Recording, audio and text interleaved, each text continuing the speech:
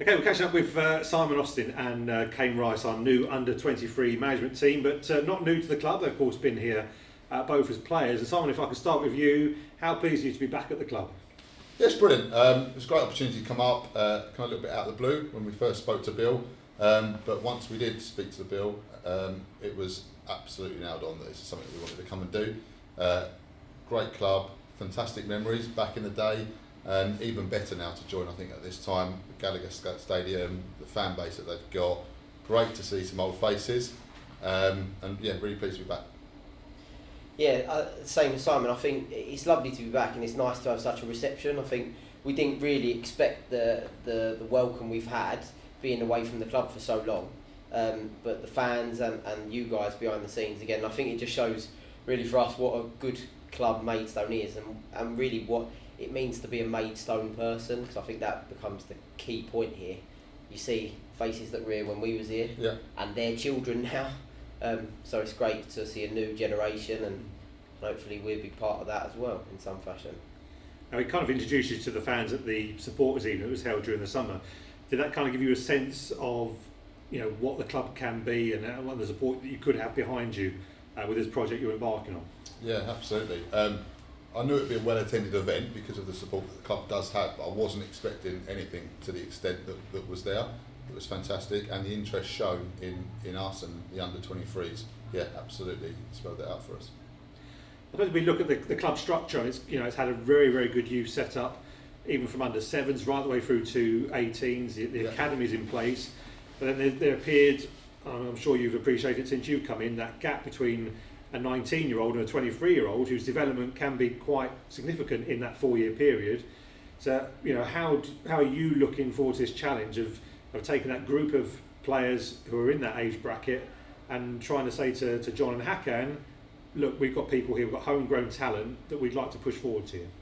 I think over the years that's become more prevalent. So again, I was one of those. I was 16, 17 when I came into the first team. And I think at all levels that's getting less and less actually. So this development aspect of sort of 18 to 23, even at pro levels, becoming really prevalent, because those young players really need that little bit of extra time now, because I think there's lots more pressures around football than just football, and I think being able to mature as a person allows you to also develop as a footballer, and we know young lads take maybe slightly longer than young ladies do to develop as individuals, and I think given this format it does give them that little bit of a longer time. And also, look, we understand your non-league is massively pressurised, so for Hakan and John to have hopefully a pool of players that they can use to bolster the squad and to fade in over time, hopefully for them as well as us, will be a great thing.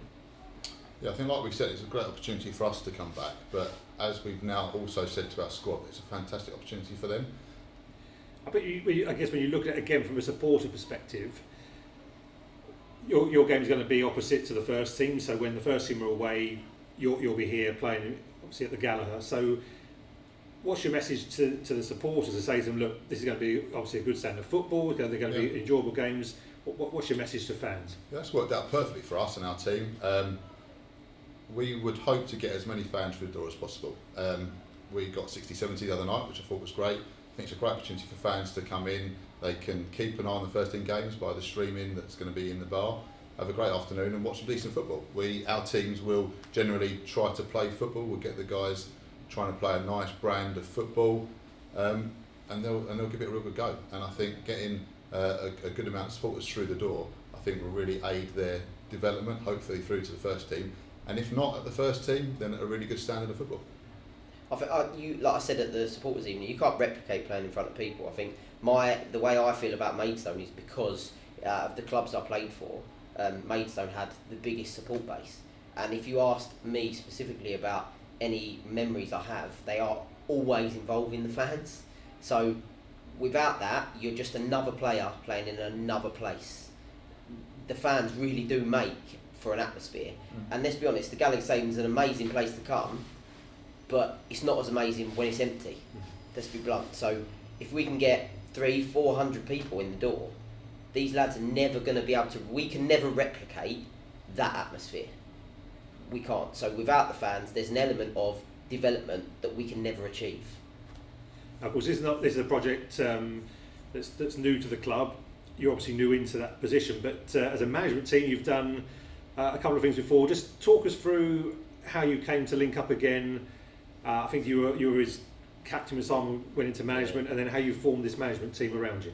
Yeah, towards the end of my career, I took on the player manager at Canterbury City, and I think Kane was at Dover at the time, was you? Hive. And I just put a cheeky phone call in, trying to get some good players, trying to bolster my team as any good manager would. And lucky enough, through an existing relationship we had when we played together at Maidstone, Kane was interested, came down. Leadership skills on and off the pitch was apparent, so it's an absolute obvious choice to be captain. And then left Canterbury, moved on to Erith Town, brought Kane in with me, this time as a player coach. He was getting a little bit older and slower, so made that transition to player coach. And again, did it superbly. I then gave up football for a little bit, work, family commitments, etc. That time of my life. Got back into it at Kings Hill, just playing with some mates. And then Kane and I took over, and we had a successful few years there. Did what the club wanted us to do, took us up through the leagues, and unfortunately we got as far as we could. We then went over and took over at Snodland. It was a different type of project for us at the time, because they were fighting relegation. They didn't want to go down out of the league they were in. So we were used to challenging for the league. So I think that helped us develop us as a pair, because it wasn't always nice stuff over at Snodland. We had to change our approach at times to dig out and win some points, which we did. And I think that strengthened our relationship as a management pair, and we learned stuff from that. And then, like I say, this opportunity come up, and it was just obvious for us both to come and do it. I think we forget that now. So we met when I was 16, so we've had 15 years of playing together, and I think out of those 15 years we played together for about 10 years of those, and quite often in our playing career successful teams as well, so we know each other really, really well, and I think that does help, to be honest. We're brutally honest with each other away from everyone else, and I think that's why we work, to be honest. I think, and for me, Kings Hill was a massive thing. So myself and Simon, slightly arrogantly, could have maybe got a job slightly higher as our first partnership role, but we felt that it was a great place to go out the way and develop and learn. And I think, as well as we keep going on about the players learning, I think some of the mistake that coaches make sometimes is don't go away and learn about how you function, what you want, how you want to work as a team, how you want your team to look. And being at Kings Hill really allowed us to do that. And we tried plenty of things, and plenty of things went wrong, but at the same time plenty of things went well, so it's left us in a place now where it's allowed us to make better judgments, maybe. And we've got a good support team around us, so we've got Luke, Antonio, Matt and Steve that do a fantastic job with us. We like to enjoy it, ultimately, and I think in doing that you'll get the best out of people. Obviously, since you arrived, it's been a fairly short time window, and I guess that structure you had around you must have been, massively helpful for that. But at this early stage, are you pleased with the recruitment that you've done? And obviously, the first game coming up, you're ready and raring to go. So we were in post 37 days ago. The first training session took place 18 days ago. So we've had 7 meetups with the players. Good stats, though. I know, yeah, good or not. I've been writing it down. And we couldn't have done, so what you see is us, and that's great, but it isn't us, it's Antonio and Steve and Luke and Matt, who we discussed, and it's yourself, Ian, doing the paperwork side of it. It's the Stones TV guys. It's not, no football club works as us. Right now, we seem to be the interest point, and that's great, but actually we want that to quickly dwindle and become about the boys, and about the boys' progression and how they get on. So we are happy where we are right now.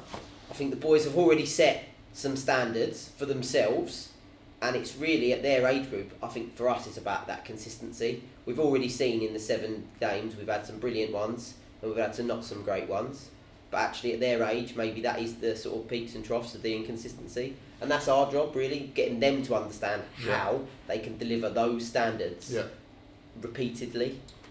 I think one more thing to add to that, 37 days ago, as Kane said, we had nothing. So the fact that we've now gone out there and played some really good competitive friendlies and performed in the majority of the games like we have, with a really young under 23 squad, I I think it's brilliant, and actually probably exceeds my expectations as where I thought we would be this quickly.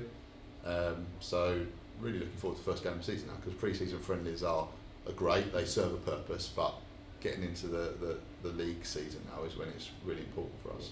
And ultimately, results. We're here to develop the players, but we are still football people. We will not be happy unless we're getting some good results out of what we're doing. I suppose you look at the suburban leagues, it's maybe a competition that people haven't heard of, but looking in the league that you're in, there's your Aldershots, your Bromleys, your Wokins, so there's a good standard there, and a lot of those clubs, I guess, are similar to us in saying, what do we do with that 19 to 23-year-old bracket? They've seen the suburban league as an avenue for that, so you've got some quite exciting opposition to be taking on over the next 9 months. Yeah, and to be honest, probably a little bit unknown.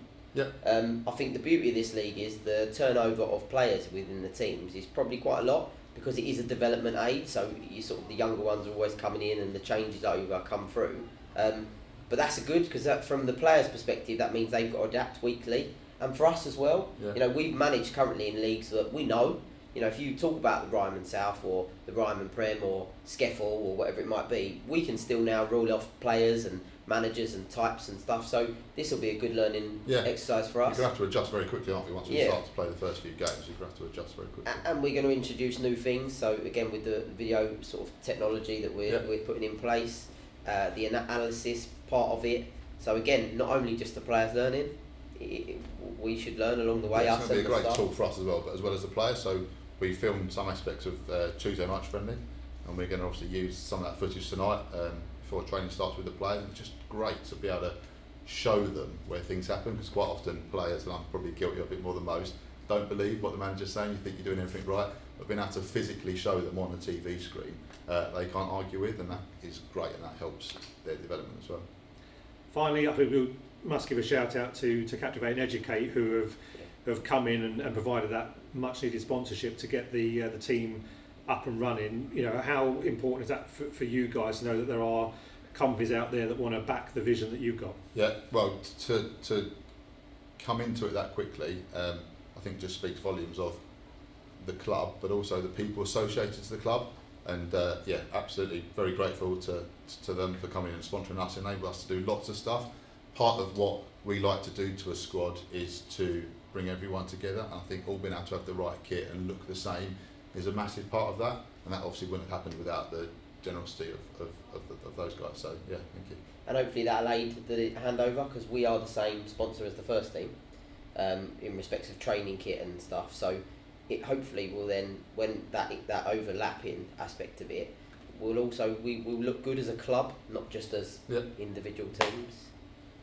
Well, as I say, we wish you every success, and we'll be keeping a close eye on you over the next 9 months. Good luck with it all. Thank you. Thank you.